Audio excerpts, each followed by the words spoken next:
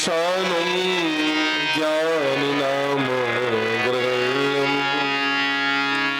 सकलगुणनिधानं वानराणामधीशं रघुपतिप्रियभक्तं वातजातं नमामि।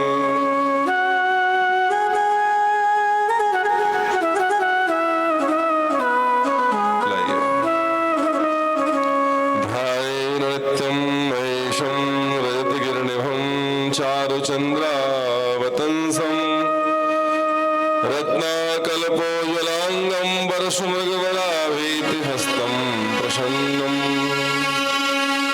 पद्माशीनं समन्तातस्तुतमूलगणैर्व्याघ्रकृत्यं वशानं विश्वाद्यं विश्वबन्धं निखिलभयहरं पञ्चवक्त्रं त्रिनेत्रम्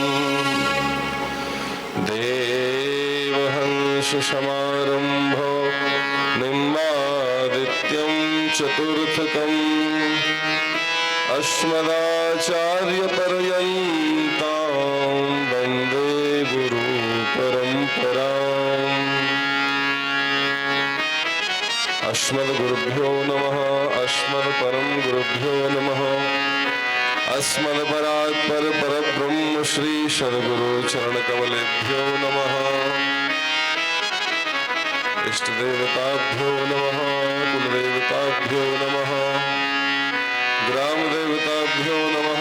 स्थान देवताभ्यो नमः। वास्तु देवताभ्यो नमः। सर्वेभ्यो देवेभ्यो देवीभ्यो ब्राह्मणेभ्यो संतेभ्यो आचार्येभ्यो सकल वैष्णवेभ्यो नमो नमः। एकादशमुखी हनुमत् चरण कमलेभ्यो नमः। श्री पितरेश्वराय नमः।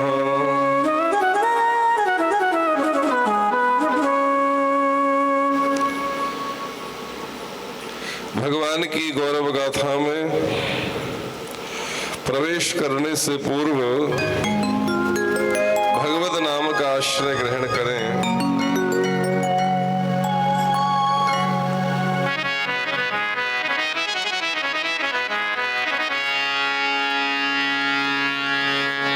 निर्बल के प्राण पुकार रहे जगदीश हरे जगदीश हरे।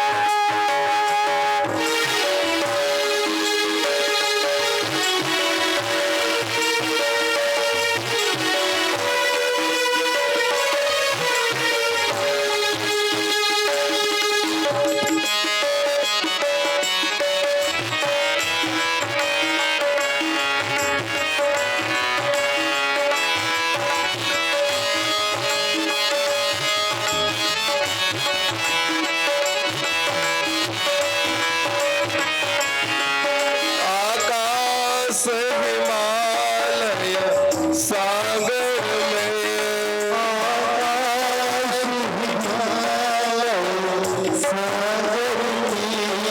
आकाश हिमालय सागर में,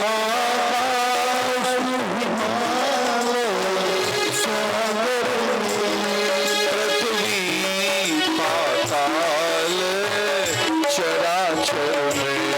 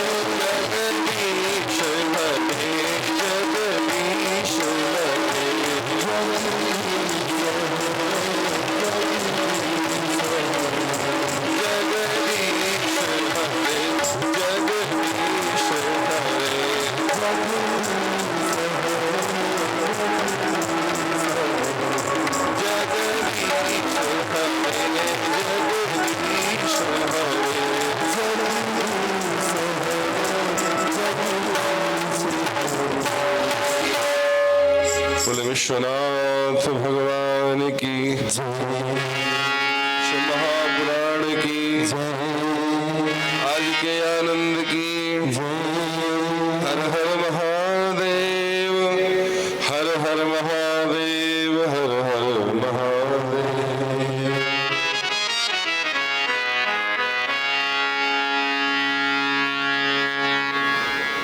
मेरे भाइयों और मेरी बहनों, इस कथा महोत्सव का सीधा प्रसारण बालकृष्ण शरणम YouTube चैनल पर हो रहा है। आप सब तो इस लाभ को ले ही रहे हैं, लेकिन आपके अन्य मिलने वाले प्रेमी जन, भक्तजन, परिवारीजन जो यहाँ उपस्थित नहीं हैं, वो भी इस लाभ को ले सकें, इसके लिए आप लोग बालकृष्ण शरणम YouTube चैनल को सब्सक्राइब करके इस कथा का लिंक सभी प्रियजनों को भेज दीजिए। वो सब भी इस समय इस आनंद को प्राप्त कर पाएंगे।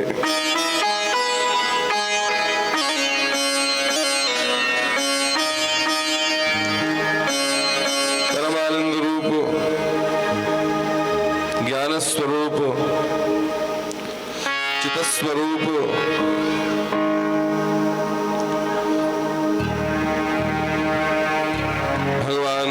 विश्वनाथ, जिनकी वांगमयी छवि श्री शिव महापुराण, शिव महापुराण जो ज्ञान सत्र चल रहा है, शिव महापुराण की मंगलमयी कथा का जो ज्ञान सत्र चल रहा है, उस ज्ञान सत्र के 6ठ दिवस के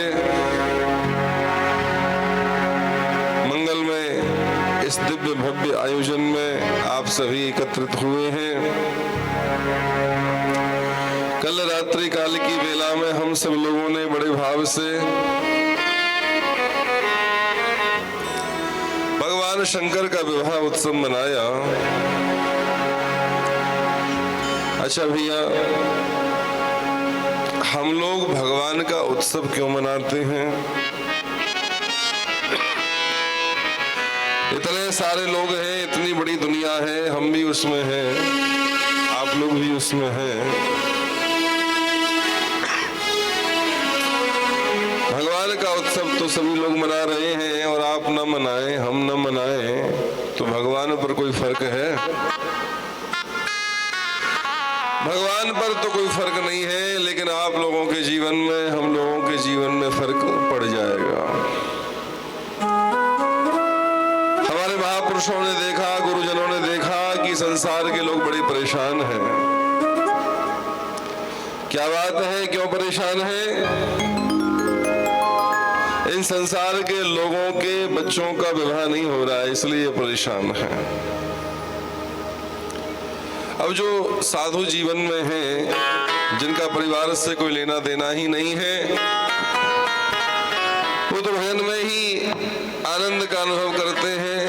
लेकिन आप सब परिवार वाले हैं, हम लोग जो परिवार से जुड़े हैं, आप लोग जो परिवार से जुड़े हैं, तो पारिवारिक जीवन की शोभा तो बच्चों से ही है। पारिवारिक जीवन की शोभा तो समय समय पर बच्चों का विवाह हो और फिर उनके घर में बच्चों का जन्म हो, इसी से है। तो महापुरुषों ने देखा, गुरुजनों ने देखा कि ये संसार के लोग बड़े दुखी हो रहे हैं, इनके बच्चों का विवाह नहीं हो रहा है।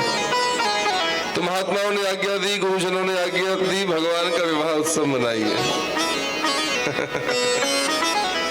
सीताराम भगवान का विवाह उत्सव मनाइए, श्री रुक्मिणी कृष्ण भगवान का विवाह उत्सव मनाइए, भगवान शिव पार्वती का विवाह उत्सव मनाइए। जब भगवान का विवाह उत्सव मनाओगे तो तुम सबके घरों में भी जो जो बच्चे विवाह के योग्य हैं, उन सबका जल्दी जल्दी विवाह होगा। फिर महापुरुषों ने देखा कि अब इनके बच्चों का विवाह तो हो गया, पर अभी बहुओं की गोदी भरी नहीं है, सूनी है। फिर महापुरुषों ने आज्ञा दी, तुम लोग भगवान का जन्मोत्सव मनाओ।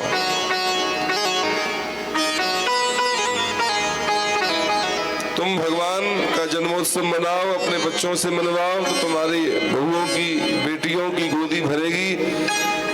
तुम महापुरुषों की आज्ञा से राम जन्मोत्सव, कृष्ण जन्मोत्सव, राधा जन्मोत्सव, श्री सीता जन्मोत्सव, श्री पार्वती जन्मोत्सव आप मनाने लगे तो आपके घर की बहु बेटियों की गोदियां भगवान की कृपा से, मां भगवती की कृपा से भरने लगी। हमारे जो धार्मिक ग्रंथ हैं उनकी शैली बड़ी अद्भुत है। हमारे धार्मिक ग्रंथों में एक और ज्ञान, वैराग्य, भक्ति का उपदेश किया गया, जिसको सुनकर के मानव अपने दोषों को दूर करने का प्रयास करता है। दूसरी ओर भगवान के जो उत्सव हैं उनको भी धूमधाम से मनाने की आज्ञा दी है। आप लोग भगवान का उत्सव मनाओगे तो आपके भी घर में उत्सव होगा। आप लोग सब मिलकर के भगवान का विवाह उत्सव मना रहे थे। बड़े ही आनंदपूर्ण ढंग से बाबा विश्वनाथ और मैया पार्वती का विवाह उत्सव हुआ है।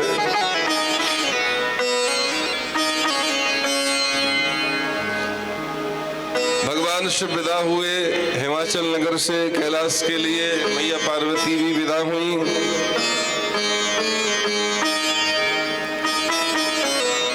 संसार में बेटी की विदाई बड़ी ही करुण हुआ करती है। संसार में बेटी की विदाई बड़ी ही करुण हुआ करती है।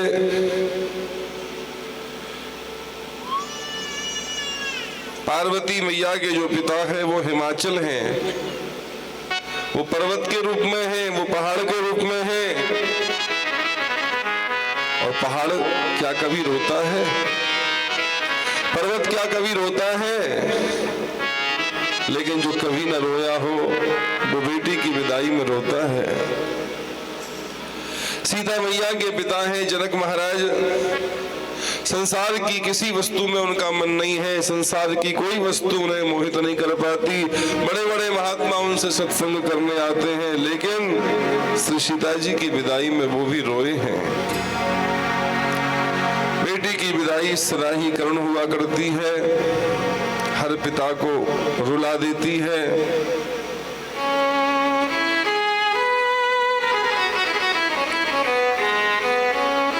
किसी का इकलौता पुत्र हो और यदि उसे कुछ हो जाए तो ऐसी स्थिति में पिता के हृदय के टुकड़े टुकड़े हो जाते हैं, लेकिन फिर भी उस कष्ट को भी कई पिता सहन कर लेते हैं। विवेक से, ज्ञान से, वैराग्य से मन को समझा लेते हैं। लेकिन पुत्र के मरण पर भी जो अपने आप को रोने नहीं देते हैं, ऐसे मजबूत पिता भी बेटी की विदाई में रोने लगते हैं।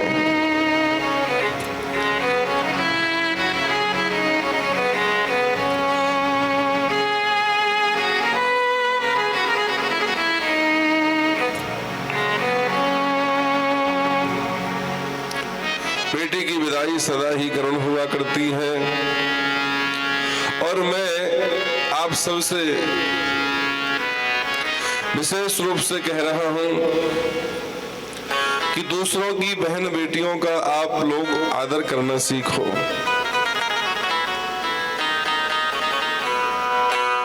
यदि आप दूसरों की बहन बेटियों का आदर करेंगे तो आपकी भी बहन बेटियों का आदर होगा।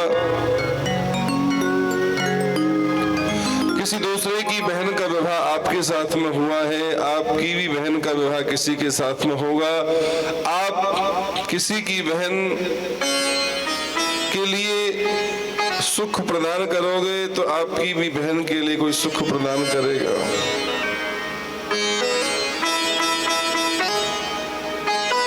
मैं तो भगवान से प्रार्थना करता हूँ कि एक एक बेटी सबको दो और एक एक बहन सबको दो, जिससे कि हम लोग दूसरों की बहनों का और दूसरों की बेटियों का आदर करना सीख जाएं।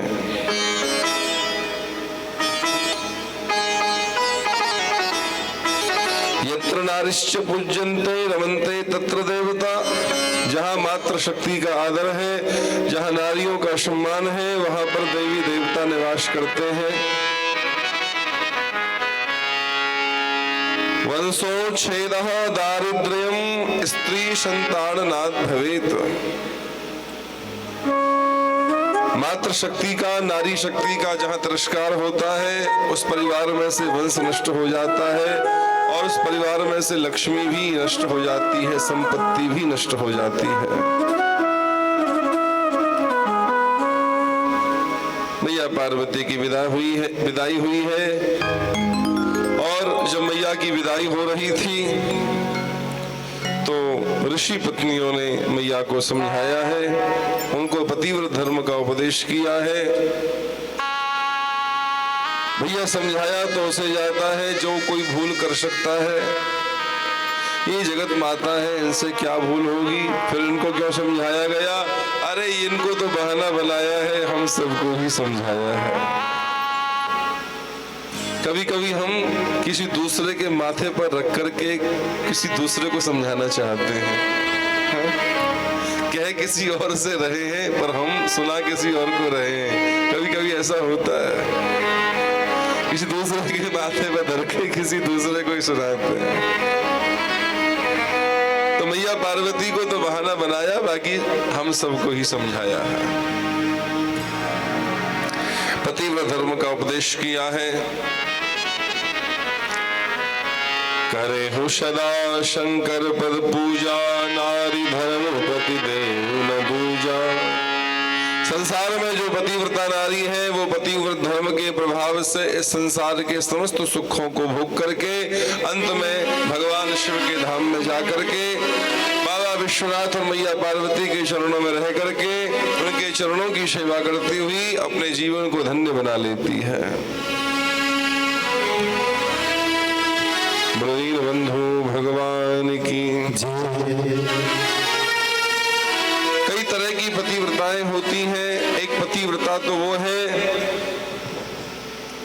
जिसके मन में, शरीर से तो छोड़ो, जिसके मन के द्वारा भी कोई भूल नहीं होती है। उत्तम पतिव्रता तो वो है जिसके मन में भी कोई खोटा विचार नहीं आता है। अपने पति के अतिरिक्त उसे संसार में कोई पुरुष दिखाई नहीं देता, मन में भी कभी उसके खोटे विचार कभी नहीं आते हैं। ये उत्तम पतिव्रता का लक्षण है। जो मध्यम पतिव्रता है वह पति सेवा करती हुई अन्य सबका भी सेवा सत्कार करती है, बड़ों को पिता तुल्य, छोटों को पुत्र तुल्य और जो बराबर के हैं उनको भाई तुल्य आदर देती है। और एक पतिव्रता वो भी है जिसके मन में कभी कभी कोई पाप का विचार तो आ जाता है, लेकिन फिर सोचती है मेरे पिता की, मेरे ससुर की, मेरे पति की, मेरी संतान की बदनामी होगी, इसलिए वो लोक लज्जा के भय से उस पाप का विचार छोड़ देती है। यह भी पतिव्रता है। चलो, किसी भी भय से, आखिर प्रतिष्ठा के लोभ से ही सही, पाप का विचार तो त्यागा। और एक पतिव्रता वो भी है जिसके मन में पाप करने का विचार तो है, लेकिन अवसर नहीं मिला।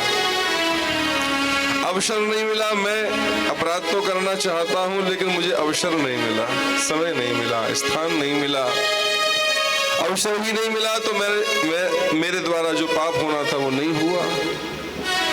और जब हुआ ही नहीं तो फिर मैंने कहा भाई मैं भी परम पवित्र हूं, ठीक है।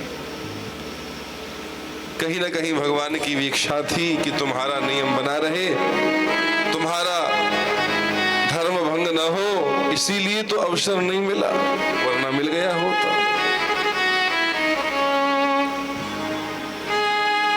तो यह भी पतिव्रता है। कारण कुछ भी बना हो लेकिन आखिर धर्म तो बच गया, धर्म तो भंग उसका नहीं हुआ। लेकिन जगत जननी माता पार्वती तो उत्तम पतिव्रता है। कैलाश पर्वत पर वो आई हैं बाबा विश्वनाथ के साथ में, और आज बाबा विश्वनाथ का जो रूप है वो बड़ा अद्भुत है। कल जब विवाह करने गए थे तो आप लोग सुन रहे थे कैसा श्रृंगार उन्होंने किया था। जटाओं का मुकुट बना लिया, सांपों के कुंडल पहन लिए, सांपों के कंगन पहन लिए, सांपों के बाजूबंद पहन लिए, सांपों का ही जनेऊ पहन लिया, नरमुंडों की माला गले में डाल ली, मुर्दे की भस्म लगा ली शरीर पर, कमर में बागंबर पहन लिया। कल जब विवाह करने गए थे, दुल्हा बने हुए थे, इतने लोगों के बीच में थे और विवाह जैसे कार्य में जा रहे थे, दूसरे नगर जा रहे थे, तब ऐसा श्रृंगार उन्होंने किया। और आज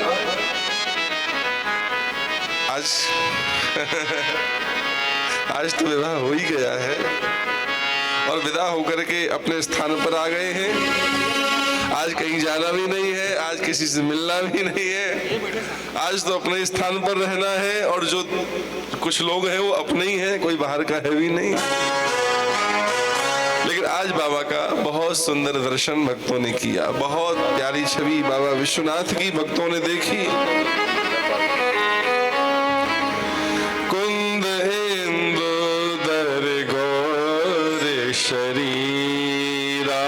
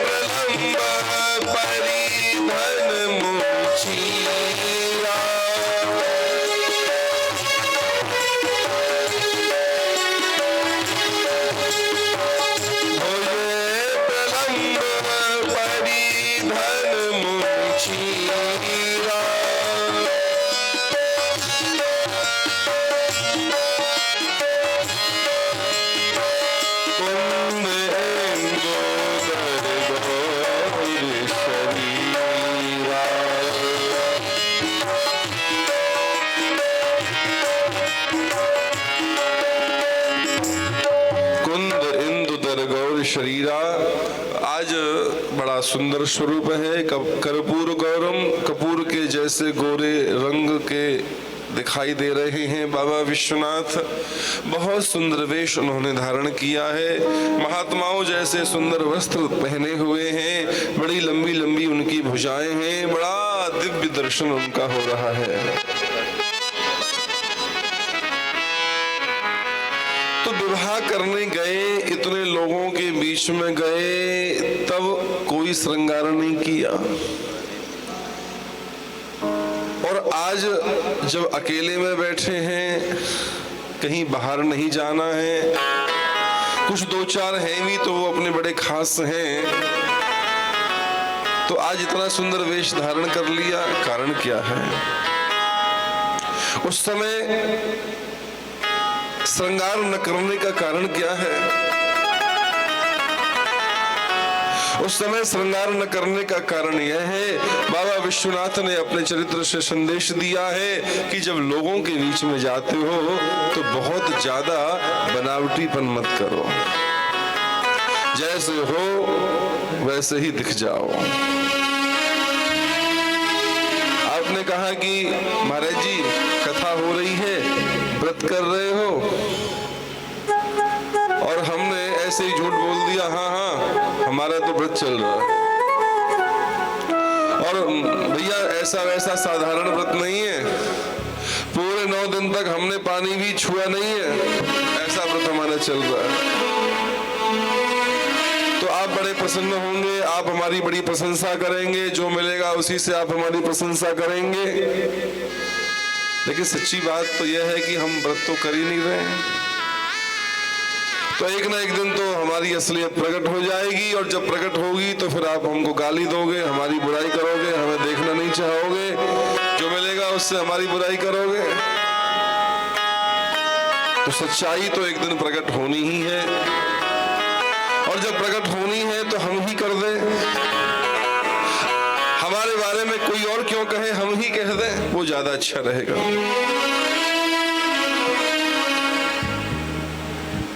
बहुत बनावटीपन में जीना संभव नहीं है। बहुत ज्यादा झूठ बोल करके, बहुत प्रपंच करके, बहुत दिखावे में आदमी कुछ समय तो रह सकता है, लेकिन बहुत लंबे समय तक नहीं रह पाएगा। एक ना एक दिन उसकी असलियत प्रकट होगी, और जिस दिन असलियत प्रकट होगी उससे लोग घृणा करेंगे। और जब प्रकट ही होनी है तो फिर छिपाना क्यों भैया। जो बड़े महंगे वाले कपड़े होते हैं ना, आप लोग शादी विवाह आदि में पहनते हैं या किसी उत्सव वगैरह में पहनते हैं, बड़े महंगे वाले कपड़े, और उन पर महाराज हीरा मोती का जड़ाव तो पहले होता था, पर आजकल कुछ ना कुछ तो होता ही होगा। कीमती भी होते हैं और कुछ ना कुछ कांच फांच लगता होगा आजकल तो मोटे भी हो जाते हैं। काम होगा तो कुछ कपड़ा मोटा हो जाता होगा। पैसे में भी कीमती हैं और सुंदर भी हैं और मोटे मोटे भी हैं। तो ऐसे जो कीमती वाले कपड़े, कीमती जो कपड़े हैं, आप किसी विशेष समय पर, किसी विशेष सभा में, किसी विशेष उत्सव में 2 घंटे के लिए, 4 घंटे के लिए, 6 घंटे के लिए, 10 घंटे के लिए तो पहन सकते हो, इससे ज्यादा नहीं पहन पाओगे। और जितनी भी देर पहनोगे आप परेशान रहोगे। अरे जी घबरा रहा है, इतना पसीना आ रहा है, परेशान हो रहे हैं, जल्दी से उत्सव पूरा हो जाए, उतार दे, यही होता है ना। और जो सूती वस्त्र हैं, जो रोज वाले हैं, उनको तो पूरे दिन पहन के ही रहते हैं, कोई कठिनाई नहीं होती। तो बहुत बनावटीपन में व्यक्ति थोड़े समय के लिए रह सकता है, ज्यादा समय नहीं रह पाएगा। और जो उसका निज स्वरूप है, जहां कुछ बनावटीपन है ही नहीं, वहां तो संपूर्ण जीवन भर रह सकता है। तो असलियत तो एक दिन प्रकट होने वाली है, और जब प्रकट होनी ही है तो फिर करें क्यों। हमारे बारे में कोई और क्यों कहेगा, हम ही कह दे भाई हम ऐसे हैं। सच्चाई छुप नहीं सकती, बनावट के उसूलों से, खुशबू आ नहीं सकती कभी कागज के फूलों से।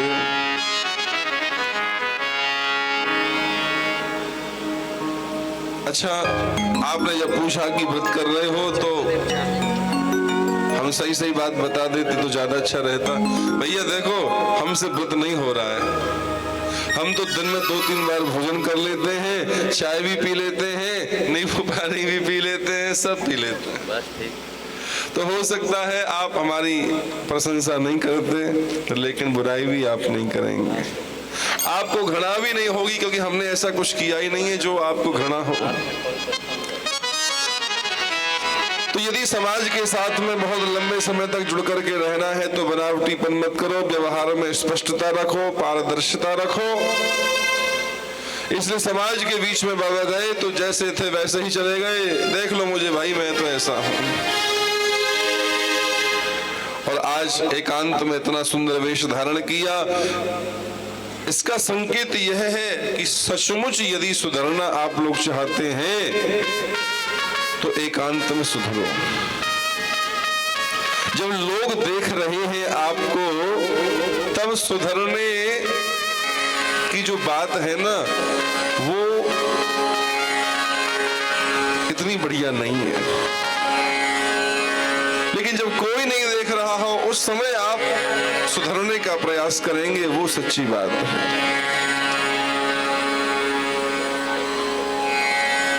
हम जब लोगों के बीच में बैठते हैं, हजारों लाखों लोगों की नजर हम पर होती है, तो उस समय हमें सुधरने की आवश्यकता नहीं पड़ती। उस समय तो हम सुधरे हुए ही दिखाई देते हैं। लेकिन हम कितने सुधरे हैं इसका पता तो एकांत में चलता है। जब हम अकेले में अपने कमरे में बैठे हैं, तब पता चलता है कि हम कितने सुधरे हैं। अच्छा, जब हम लोगों के बीच में बैठते हैं, तब यदि हमें क्रोध आ भी रहा होगा, तब भी हम क्रोध को प्रकट नहीं करते हैं। हमारा क्रोध प्रकट हो जाएगा तो लोगों में हमारी अप्रतिष्ठा हो जाएगी, ये क्रोध ही है। इसलिए हम क्रोध को दबाते रहते हैं और हंसते रहते हैं।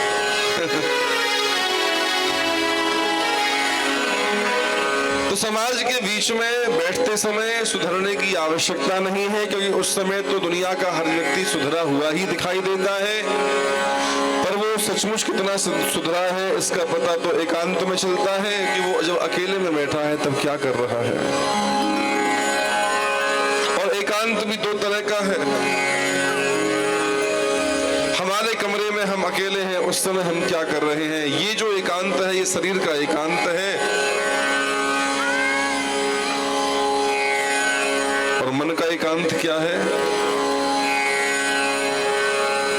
आपके बीच में बैठ करके हम इतने साफ सुथरे दिखाई दे रहे हैं, इतनी अच्छी अच्छी बातें कर रहे हैं, लेकिन हमारे भीतर मन में क्या चल रहा है? कहीं मन में गंदगी तो नहीं भरी है? तो हमारे शरीर का एकांत भी ना खराब हो, हमारे मन का एकांत भी ना खराब हो, क्योंकि जिनके जीवन का एकांत बिगड़ गया उनका सब बिगड़ गया, और जिनका एकांत सुधर गया उनका सब सुधर गया। तो आज कहीं जाना नहीं है और ज्यादा किसी से मिलना भी नहीं है, लेकिन बाबा ने सुंदर वेश धारण करके संदेश दे दिया, सचमुच सुधरना चाहते हो तो अकेले में सुधरो, कोई नहीं देख रहा है तब सुधरने का प्रयास करो। बाबा विश्वनाथ का जो चरित्र है वो धर्म का ही चरित्र है, और उसको कहने और सुनने से हमको भी जीवन में धर्म की प्राप्ति होती है। और बाबा विश्वनाथ अपने इष्ट देव के ध्यान में सदा ही तन्मय रहते हैं। बाबा विश्वनाथ के इष्ट देव हैं श्री नारायण, श्री राम, श्री कृष्ण, उनके ध्यान में वो सदा ही तन्मय रहते हैं। इन कथाओं को कह करके और सुन करके जीवन बदलना चाहिए। इन कथाओं को कह करके और सुन करके भगवान के प्रति, भक्तों के प्रति, गुरुओं के प्रति हमारी जो श्रद्धा है वो बढ़नी चाहिए। भगवान शिव अपने इष्ट नारायण राम कृष्ण के ध्यान में तन्मय रहते हैं। राम कृष्ण नारायण अपने इष्ट भगवान शिव के ध्यान में तन्मय रहते हैं।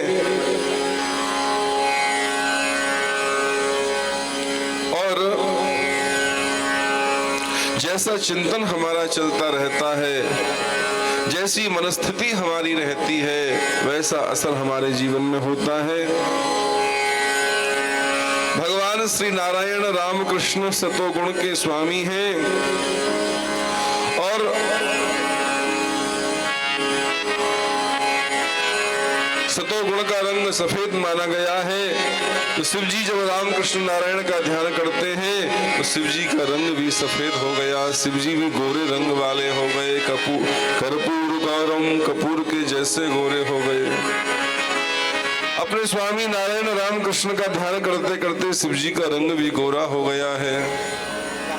और बाबा विश्वनाथ तमोगुण के स्वामी हैं, तमोगुण का रंग नीला माना गया है। तो शिव जी का ध्यान करते करते नारायण राम कृष्ण का भी रंग सांवला हो गया है, नीला हो गया है।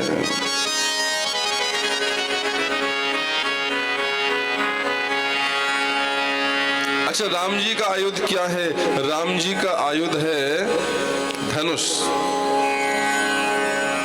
और शिव जी का आयुध है त्रिशूल। तो जो शिव जी का त्रिशूल है उसको राम जी ने अपने माथे पर तिलक के रूप में धारण किया है। जैसा शिव जी का त्रिशूल वैसा ही राम जी का तिलक। त्रिशूल में एक वो बड़ा वाला डंडा होता है, यहाँ आप देख रहे हैं त्रिशूल को, शिव जी के पास में त्रिशूल रखा है, नीचे एक बड़ा सा डंडा है और ऊपर फिर 3 शूल निकले हुए हैं। तो जैसा शिव जी का त्रिशूल है ऐसा ही राम जी का तिलक है। राम जी तिलक कैसे लगाते हैं? सफेद चंदन लेकर के नाक पर ऐसे आसन लगाते हैं, और उसके बाद फिर दोनों ओर सफेद लाइन खींचते हैं और बीच में लंबी वाली लाल लाइन खींचते हैं। जैसा शिव जी का त्रिशूल वैसा ही राम जी का तिलक, जैसा शिव जी का त्रिशूल वैसा ही राम भक्तों का तिलक।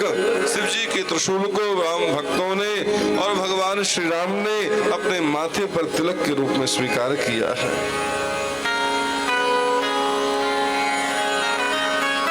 और शिव जी का तिलक कैसा है? शिव जी 3 लाइन वाला त्रिपुंड लगाते हैं अपने माथे पर, जो बिल्कुल राम जी के धनुष से मिलता है। बोल विश्वनाथ भगवान की जय। दीनबंधु भगवान की जय। राधा सर्वेश्वर भगवान की जय। जय जय श्री राधे, जय जय श्री राधे, जय जय श्री राधे। बाबा विश्वनाथ तो श्री राम नाम के उच्चारण में लगे रहते हैं, श्री राम जी के चिंतन में लगे रहते हैं। आइए हम भी एक बार भगवत नाम का आश्रय ग्रहण करें। राम नाम के हीरे मोती मैं बिखराऊं गली गली, ले लो रे कोई राम का प्यारा, शोर मचाऊं गली गली। राम नाम के हीरे मोती मैं बिखराऊं गली गली। राम नाम के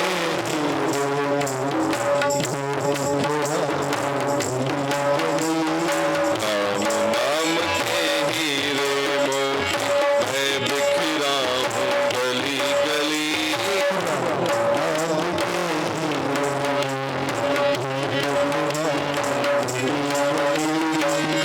राम राम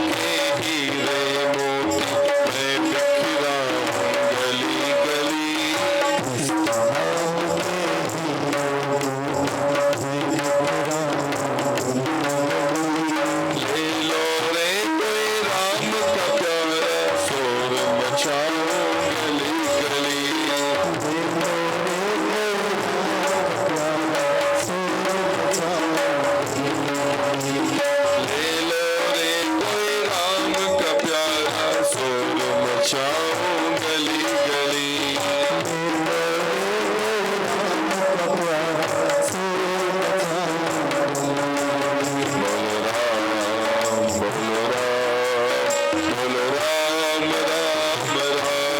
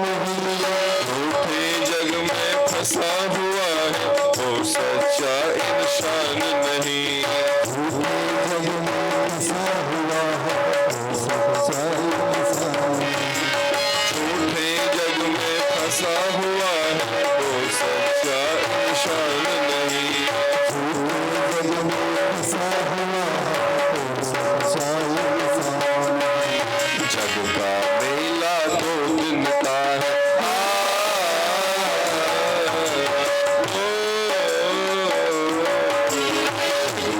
मेला 2 दिन का है, अंत में होगी चला चली।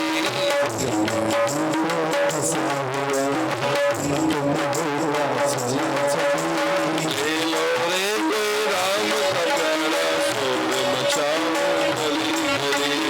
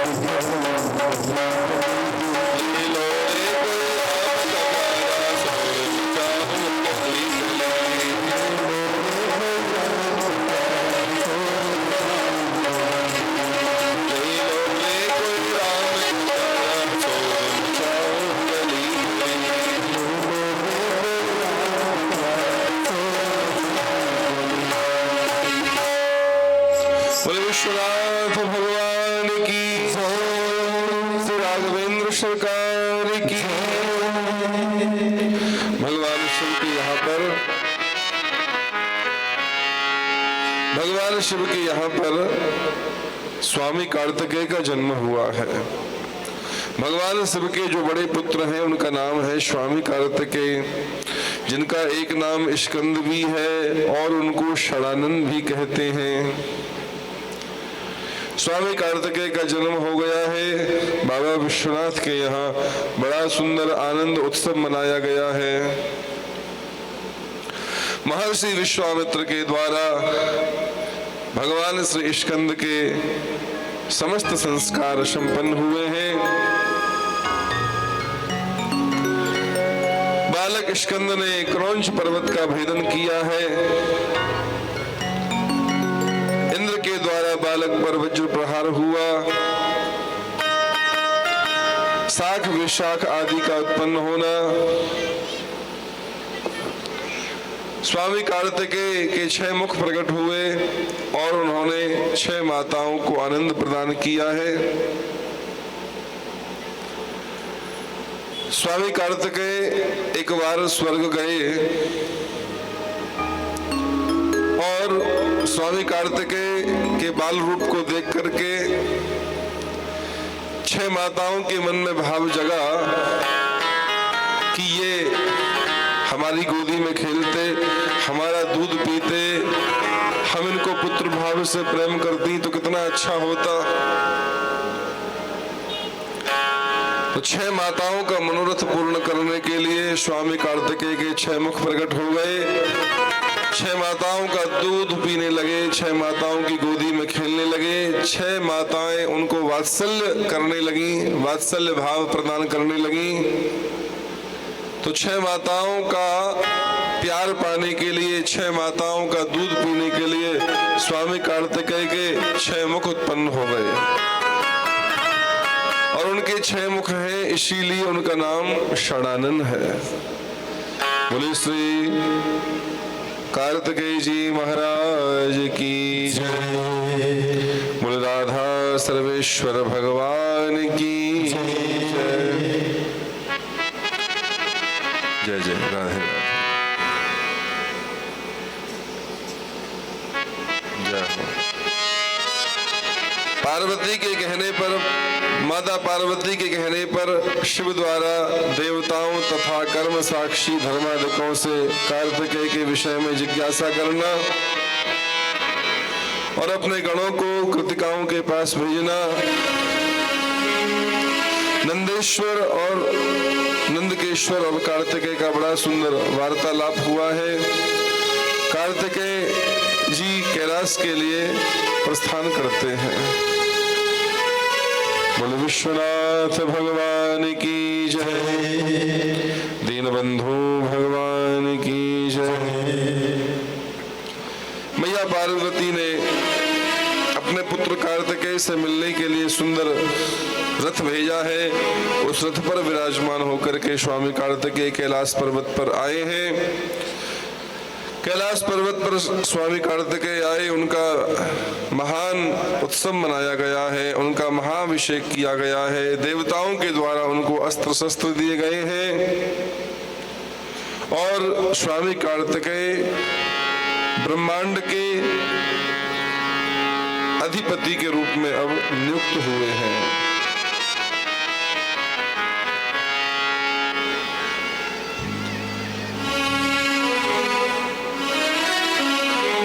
कार्तिकेय की बड़ी सुंदर ऐश्वर्यमयी लीलाओं का वर्णन किया है। तारकासुर नाम के राक्षस के साथ में देवताओं का बड़ा भारी युद्ध हुआ है।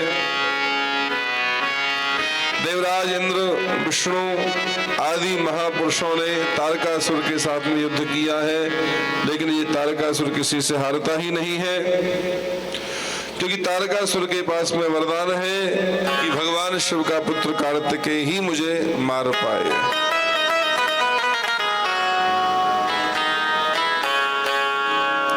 और इसीलिए देवताओं ने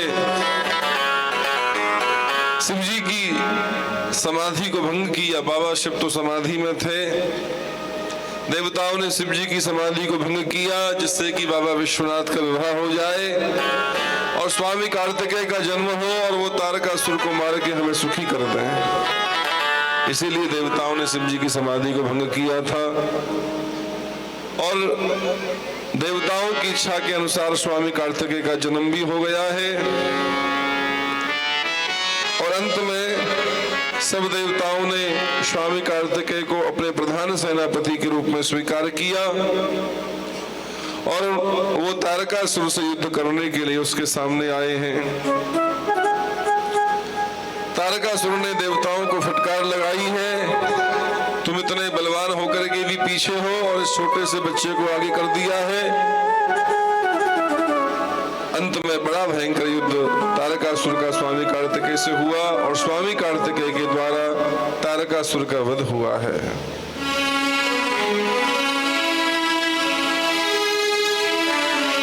समस्त देवी देवताओं के द्वारा स्वामी कार्तिकेय की स्तुति की गई।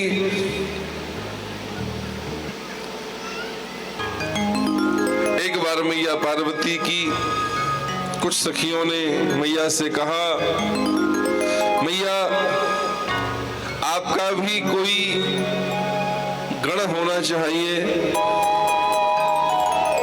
वैसे तो भगवान शंकर के जितने गण हैं वो सब आपकी सेवा करते हैं, सब आपकी आज्ञा मानते हैं, लेकिन आपका भी अपना कोई विशेष गण होना चाहिए। तो मैया पार्वती स्नान कर रही थी और स्नान करते समय उनके शरीर पर लगा हुआ जो उबटन था उसके द्वारा मैया पार्वती ने एक बालक का निर्माण कर दिया और मैया ने उसमें प्राण डाल दिए। ये जगत माता है, इनके लिए कोई कार्य असंभव नहीं है। मैया ने कहा कि आज से तुम मेरे बेटा हो और मैं तुम्हारी माँ हूँ, मेरी ही आज्ञा का पालन करना ही तुम्हारा धर्म है। मैं अंदर स्नान आदि कार्य कर रही हूँ और तुम द्वार पर खड़े होकर के सुरक्षा करो। ये बालक माँ पार्वती का द्वार पर खड़ा होकर के पहरा देने लगा और मैया पार्वती स्नान आदि कार्य अंदर कर रही थी। भगवान विश्वनाथ के आने पर इस बालक ने उनको रोका, शिव जी के समझाने से भी न समझा।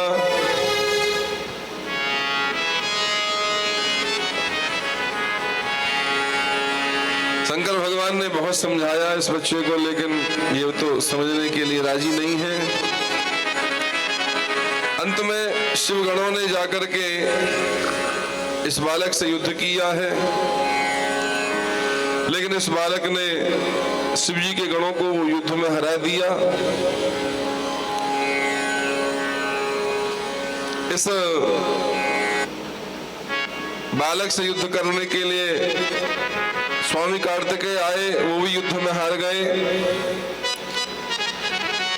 श्री ब्रह्मा जी और नारायण जी भी इस बालक को समझाने आए, लेकिन इसने उनको भी चुनौती दी और उनको भी युद्ध में हरा दिया। अरे इतना छोटा सा बच्चा किसी की मानता नहीं है, सबको युद्ध की चुनौती देता है और सबको हरा रहा है। अंत में शंकर भगवान को क्रोध आया, उन्होंने त्रिशूल के द्वारा इसका सिर काट दिया और अंदर जब प्रवेश किया तो मैया पार्वती ने पूछा कि आपको किसी ने रोका नहीं? बाबा ने सारी बात बताई। एक बालक ने रोका और अंत में क्या हुआ, बड़ा उद्दंड था, उसको दंडित करना पड़ा, उसका सिर काटना पड़ा। मैया को ये बात सुनकर के बड़ा क्रोध आया। माता भगवती पार्वती करुणामयी है, ममतामयी है, वात्सल्यमयी है, स्नेहमयी है, दया की, क्षमा की, करुणा की, वात्सल्य की मूर्ति है, लेकिन उनकी संतान के प्रति कोई कष्ट आएगा तो फिर उनको क्रोध भी आएगा। मैया पार्वती को क्रोध आया और बड़ा भयंकर क्रोध, आंख लाल लाल हो गई, केश केश बिखर गए, जीभ लपलपाने लगी, मानो वो सारे संसार को ही नष्ट कर देंगी। तब सब देवी देवताओं ने, ऋषि मुनियों ने आगे बढ़कर के मैया भगवती पार्वती की स्तुति की है, मैया को प्रसन्न किया। अच्छा, मैया के अनेक रूप हैं और अनेक रूपों से मैया आप सबके जीवन में रहती हुई है।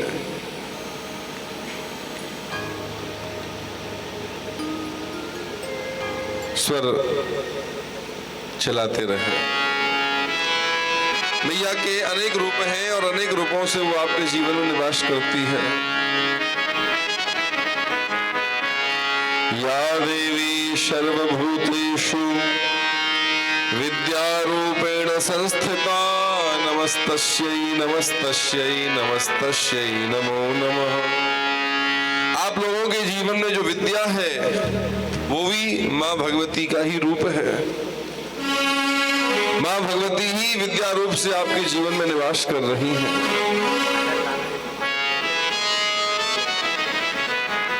या देवी सर्वभूतेषु दयारूपेण संस्थिता नमस्तस्यै नमस्तस्यै नमस्तस्यै नमो नमः। आप लोगों के जीवन में जो दया है वह भी माँ भगवती का ही रूप है। या देवी सर्वभूतेषु क्षमारूपेण संस्थिता नमस्तस्यै नमस्तस्यै नमस्तस्यै नमो नमः। आप लोगों के जीवन में जो क्षमा है, क्षमा करने का आपका जो भाव है वह भी माँ का ही रूप है। माँ क्षमा रूप से आपके जीवन में निवास कर रही हैं। और कई लोगों को बड़ी अच्छी याददाश्त होती है, याद रखने की क्षमता उनकी बड़ी प्रबल होती है। तो किसी भी विषय को याद रखने की जो क्षमता है आपके जीवन में वह भी माँ भगवती का ही रूप है। या देवी सर्वभूतेषु स्मृति रूपेण संस्थिता नमस्तस्यै नमस्तस्यै नमस्तस्यै नमो नमः। और कभी कभी आप लोग धोखे में पड़ जाते हैं।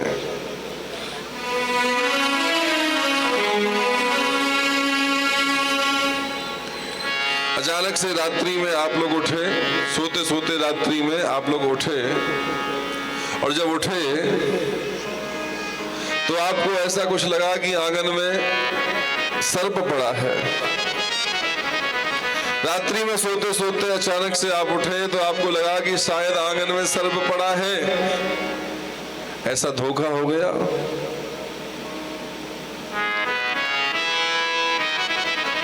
या अन्य किसी तरह का धोखा हुआ तो यह भी माँ का ही रूप है।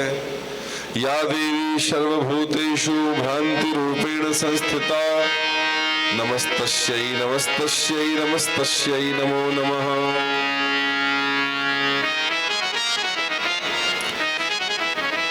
आप लोग बड़ी श्रद्धा से कथा सुन रहे हैं, बड़ी श्रद्धा से घर में ठाकुर जी की पूजा करते हैं, वृंदावन में बिहारी जी का दर्शन करने जाते हैं, संत गुरुजनों के प्रति आपकी बड़ी भक्ति रहती है। तो ये भक्ति भी माँ का ही रूप है। या देवी सर्वभूतेषु भक्ति रूपेण संस्थिता नमस्तस्यै नमस्तस्यै नमस्तस्यै नमो नमः। और हम संसार के लोगों को भूख लगती है ना, और इस भूख के लिए हम लोग कुछ ना कुछ व्यवस्था करते हैं। अच्छा, संसार के लोगों को भूख न लगे तो फिर तो काम धंधा सब बंद ही कर देंगे, क्योंकि और सब कुछ छोड़ा जा सकता है, लेकिन भूख लगी है तो उसके लिए भोजन की व्यवस्था तो चाहिए, और भोजन की व्यवस्था के लिए कुछ काम धाम भी करना पड़ेगा, कुछ मेहनत करनी पड़ेगी। और ये भी लगना बंद हो जाए तो फिर तो आनंद है, सो आराम से। तो ये जो क्षुधा है, यह जो भूख है, यह भी माँ भगवती का ही रूप है। या देवी सर्वभूतेषु क्षुधा रूपेण संस्थिता या देवी सर्वभूतेषु क्षुधा रूपेण संस्थिता नमस्तस्यै नमस्तस्यै नमस्तस्यै नमो नमः। माँ भगवती दुर्गा, माँ भगवती पार्वती आप सबके जीवन में, हम सबके जीवन में अनेक रूपों में वास कर रही है। मैया का भयंकर क्रोध देख करके सबने क्षमा याचना की है। हे मातेश्वरी, हम लोगों से जो भूल हुई है उसको आप क्षमा कर दीजिए। भूल करना हम लोगों का स्वभाव है और क्षमा करना आपका स्वभाव है। हमसे जो भूल हो गई हम उसके लिए क्षमा प्रार्थी हैं, हमें क्षमा कर दीजिए। जब सबने क्षमा याचना की है तो मैया ने कहा, मैं तुम लोगों को क्षमा तो कर दूंगी, मैं आप लोगों की भूल को क्षमा तो कर दूंगी, लेकिन मैं जो कह रही हूं उसको ध्यान से सुनो। सबसे पहली बात तो यह है कि जितने भी देवी देवता हैं उन सब में मेरे पुत्र को ही प्रथम पूज्य माना जाएगा। जितने भी दुनिया में देवी देवता हैं जिनकी भी पूजा होती है, सबकी पूजा से पहले मेरे पुत्र की पूजा होगी। किसी भी देवता की पूजा हो, किसी भी देवता की कथा हो, किसी भी देवता का मंदिर बने या किसी देवी की कथा हो या देवी का मंदिर बने, उसमें सबसे पहले मेरे पुत्र की पूजा होगी। संसार में जितने भी देवी देवता हैं सबकी पूजा से पहले मेरे पुत्र की पूजा होगी। मेरा पुत्र प्रथम पूज्य होगा और जो इनकी पूजा करेगा उसके लिए ये विघ्न हरता होंगे, उसके जीवन के कष्टों को दूर करेंगे। और जो इनकी पूजा नहीं करेगा उसके लिए ये विघ्न करता हो जाएंगे, उसके जीवन में विघ्न ही विघ्न कर देंगे। और शिव जी के जितने भी गण हैं उन सब गणों में प्रमुख यही बालक रहेगा। सबने कहा, माता जी हमें सब स्वीकार है, बस आप क्रोध त्याग दीजिए। मैया ने क्रोध त्यागा है। और तीसरी बात यह है कि ये जो मर गया है इसको जीवित कर दो। सबसे पहले इसको जीवित किया जाए और बाद में सारे अधिकार इसको दे दिए जाएं। गज का जय श्रीनाथ है। हाथी का शरीर मंगा करके उसके धड़ पर लगाया है। बाबा विश्वनाथ के आशीर्वाद से वो बालक जीवित हुआ है और मैया ने जितने अधिकार उसके लिए मांगे थे सब उसको दिए हैं। शिव जी के सभी गणों में प्रमुख हो गया है और ये बालक गणेश नाम से विख्यात हो गया है। श्री गणेश जी विघ्न करता भी हैं और विघ्न हरता भी हैं। आप लोग उनको प्रणाम करोगे तो विघ्न हरता हो जाएंगे, आपके जीवन के समस्त कष्टों को दूर कर देंगे। और आप उनको मानोगे नहीं तो विघ्न करता हो जाएंगे, आपके हर काम में रोड़ा लगा देंगे। इसलिए कोई भी शुभ कार्य आप करने जा रहे हैं तो गणेश जी को मनाइए। आप किसी भी यात्रा पर जा रहे हैं तो गणेश जी को मना करके निकलिए। और आप अपने घर के द्वार पर गणेश जी को विराजमान करिए। आप लोग कहते हैं हम बड़े परेशान हैं, तो आप लोग अपने घर के सभी द्वारों पर गणेश जी का स्वरूप विराजमान कर दो। ये जो सातिया होता है, जो स्वास्तिक होता है, ये भी गणेश जी का ही स्वरूप है। आप लोग घर के सभी द्वारों पर गणेश जी की फोटो विराजमान कर दो या फिर सिंदूर से बुधवार के दिन सातिया ही लगा दो। दोनों तरफ, इस तरफ भी और इस तरफ भी, जहां भी गणेश जी की फोटो या सातिया विराजमान करें, दोनों तरफ, द्वार के इस पार भी और उस पार भी।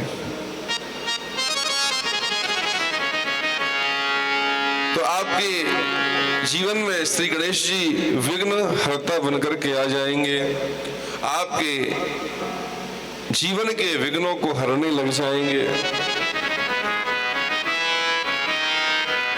अच्छा, ये गणेश बाबा छोड़ते किसी को नहीं है। शंकर भगवान का विवाह हो रहा था पार्वती मैया के संग में, तो उसमें इनकी पूजा नहीं हुई तो ये नाराज हो गए। आप कहेंगे माता पिता का विवाह हो रहा है, उस समय गणेश जी की पूजा। हाँ भैया, ये तो आदि देव है, ये तो पहले से भी है। शंकर बाबा के विवाह से भी पहले ये हैं। बाद में एक अवतार इनका ये भी है कि वो मैया पार्वती के पुत्र बनकर के आए हैं। और ये मेरी कल्पना नहीं है, ये केवल मेरे मन की बात नहीं है, ये तुलसी बाबा रामचरितमानस में कहते हैं। शंकर भगवान के ब्याह में शंकर भगवान ने और मैया पार्वती ने गणेश जी की पूजा की है। मुनि अनुशासन गणपति ही पूजे शंभु भवानी। ऋषियों की आज्ञा से मैया पार्वती ने, भगवान शंकर ने गणपति जी की पूजा की है। और इस बात को सुनकर के आश्चर्य मत करना कि माता पिता के विवाह में बेटा की पूजा हो रही है। अरे ये तो पहले से ही है। बाद में एक अवतार इनका ये भी है कि माँ पार्वती के पुत्र बन के आए। मुनि अनुशासन गणपति ही पूजे शंभु भवानी। कोई सुन संशय करे जने सुर अनादि जिय जान। तो माता पिता को भी नहीं छोड़ा तो फिर और किसी को छोड़ने वाले नहीं है। इनकी पूजा जरूर करिए। एक बार द्वारिकापुरी में कोई उत्सव हो रहा था। वहां सब देवी देवता इकट्ठे हुए। सब लोगों ने सोचा कि गणेश जी इस उत्सव में जाएंगे तो ठीक नहीं लगेगा, इनको रोका जाए। लेकिन कैसे रोका जाए इनको रोकने की सामर्थ्य किसमें है?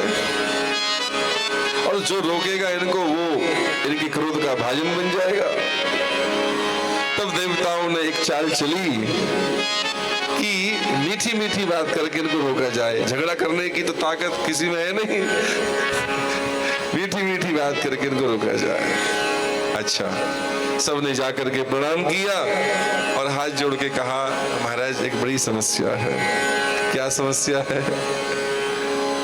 द्वारिकापुरी में आजकल राक्षसों का बड़ा आतंक हो गया है। यहाँ राक्षस लोग बड़ा परेशान करने लगे हैं।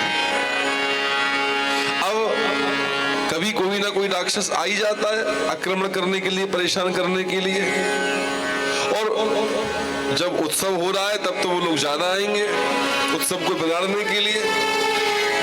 अब सब लोग उत्सव में जब रहेंगे तो वो लोग सोच लेंगे कि सब लोग तो उत्सव में ही व्यस्त हैं, तो पीछे से और ज्यादा उपद्रव करेंगे उत्सव को बिगाड़ने के नाम से।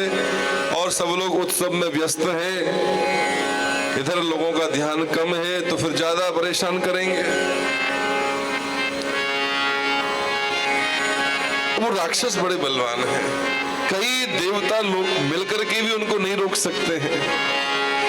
लेकिन आप में ऐसी सामर्थ्य है कि आप अकेले ही कई राक्षसों को रोक सकते हैं। लेकिन दूसरी ओर समस्या ये है कि आप हम सबके पूज्य हैं, आप उत्सव में नहीं जाएंगे तो आपके बिना उत्सव की भी तो शोभा नहीं होगी। यहाँ द्वारिका में रहना आपका बड़ा जरूरी है। कई लोग मिलके जो काम नहीं कर सकते वो आप अकेले कर सकते हैं। लेकिन वहां उत्सव में भी आपके बिना हम लोगों का कोई महत्व नहीं रह जाएगा। उत्सव में भी आपका होना जरूरी है। आपसे ही उत्सव की शोभा है।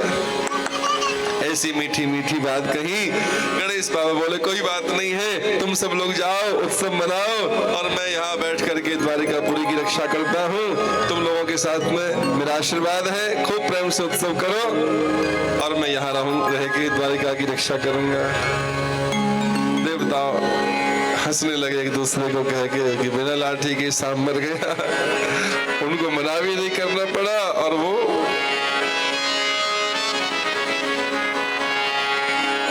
आई भी नहीं, मुंह से मना भी नहीं किया और मना भी हो गया। कहाँ हाथी की जैसे सूंड वाले, कहाँ हाथी के जैसे कानों वाले, कहाँ मोटे पेट वाले, वो आते सब देखने में कितने अशोभनीय लगते हैं। हम कितने सुंदर सुंदर हैं, उनके कारण हमारी भी शोभा खराब होती है। अब नहीं आए तो अच्छा। नारद जी पहुंच गए। बाबा आप उत्सव में नहीं गए? गणेश जी ने कहा कि आजकल द्वारिकापुरी में राक्षसों का बड़ा आतंक है और वो उत्सव को बिगाड़ सकते हैं और सब लोग उत्सव में व्यस्त रहेंगे, इसका फायदा लेके यहाँ द्वारिका में कोई उपद्रव कर सकते हैं, इसलिए मैं यहाँ की सुरक्षा के लिए हूँ। सब लोग उत्सव मना रहे हैं। नारद जी ने कहा ऐसी बात नहीं है। तो कैसी बात है? ये आप लोगों को बुलाना नहीं चाहते, ये आपको बुलाना ही नहीं चाहते हैं, आपको रोकने के लिए ही ये चाल चली है। अच्छा, तो ये तो विघ्नहर्ता भी है और विघ्नकर्ता भी है। कोई इनको श्रद्धा से माने तो विघ्नहर्ता है, उसके जीवन के समस्त कष्टों को दूर कर देंगे, और कोई टेढ़ी बात करे तो उसके जीवन को कष्टों से भर देंगे। उत्सव में भंग कर दिया इन्होंने, तब आकर के देवताओं ने शरण पकड़ लीजिए, महाराज क्षमा कर दीजिए, भूल हो गई। तो आप उनकी पूजा करते रहिए, आप प्रणाम करते रहिए, तो वो आपके लिए विघ्नहर्ता ही रहेंगे। गुरु दीनबंधु भगवान की जय। आइए विघ्नहर्ता श्री गणेश जी को हम सब लोग मिलकर के प्रणाम करें। तेरी वंदना, तेरी वंदना,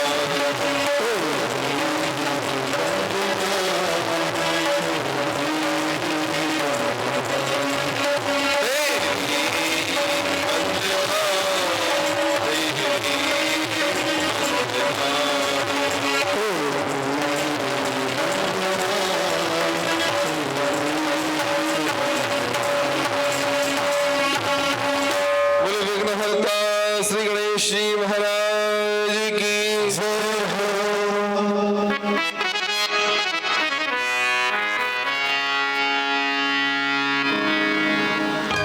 श्री गणेश चतुर्थी व्रत विधान का वर्णन किया है और समस्त देवी देवताओं ने अपने अपने लोक के लिए गमन किया है।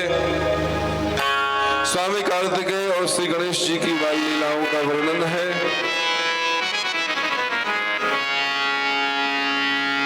श्री गणेश जी और स्वामी कार्तिकेय की मधुर बाल लीलाओं का वर्णन है।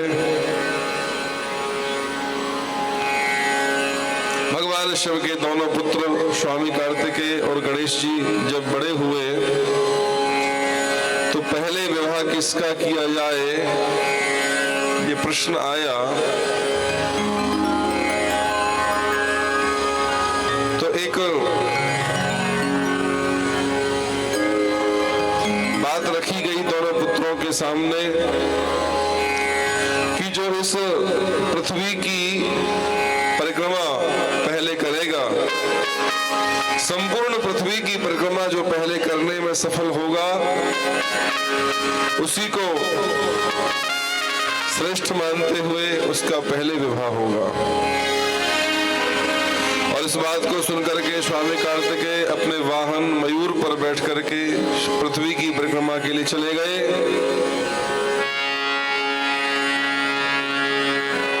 श्री गणपति जी ने विचार किया कि क्या किया जाए, मैं तो वैसे भी शरीर से भारी और मेरा वाहन भी चूहा। तब उन्होंने माता पिता को विराजमान करके उनकी परिक्रमा लगाई और उनके चरणों में प्रणाम किया।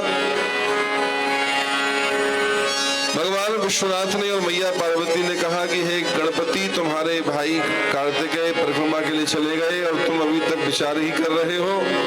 गणपति जी ने कहा कि मैंने तो संपूर्ण पृथ्वी की परिक्रमा लगा ली। कैसे? तुम तो अभी गए ही नहीं हो।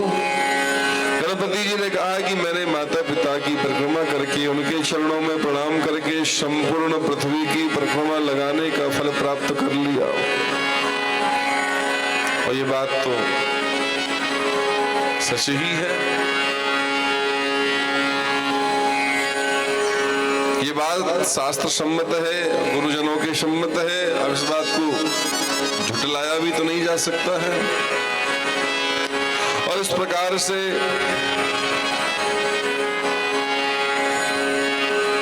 बुद्धि के आधार पर श्री गणपति जी को श्रेष्ठ मानते हुए उनका विवाह कर दिया गया। सिद्धि और बुद्धि के साथ उनका विवाह हो गया। शुभ और लाभ दो पुत्रों की उनको प्राप्ति हो गई। और तब